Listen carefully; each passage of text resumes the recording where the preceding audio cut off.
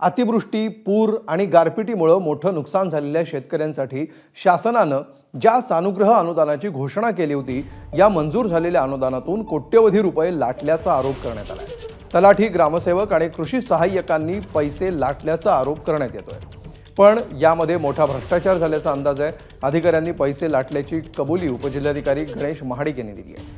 तहसीलदारांचं log in आणि password वापरून अनुदान वितरणामध्ये हेराफेरी केल्याचं समोर आलंय। या प्रकरणामध्ये अंबड आणि घनसावंगी तालुक्यातील 80 गावांची चौकशी पूर्ण झाली। त्यामुळे शेतकऱ्यांचा हक्काचा घास हिरावून घेणाऱ्यांमध्ये कोणाचे हात होते हे शोधून त्यांच्यावर कारवाई करण्याची मागणी करण्यात येते। प्राथमिक अंदाज असा आहे की काही बोगस लाभार्थी असू शकतात किंवा याद्या डुप्लिकेट केलेल्या असू शकतात।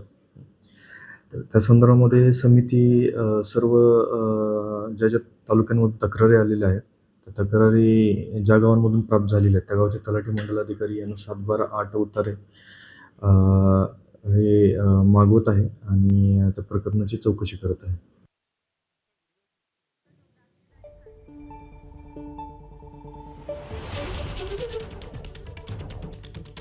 तर हा नेमका काय प्रकार आहे आपण बघा।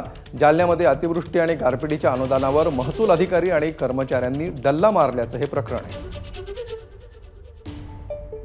बोगस शेतकऱ्यांच्या नावानं कोट्यवधींचं अनुदान हडपल्याचा आरोप होतोय। घनसावंगी, अंबड तालुक्यातील 80 गावांमध्ये या प्रकरणी चौकशी करण्यात आली। जालन्यातील सर्व गावांची या प्रकरणामध्ये चौकशी होते आहे। चौकशीसाठी उपविभागीय अधिकाऱ्यांच्या नेतृत्वामध्ये 3 सदस्यीय समिती स्थापन करण्यात आली आहे। महिन्याभरामध्ये चौकशी पूर्ण होणार असल्याची देखील माहिती आहे।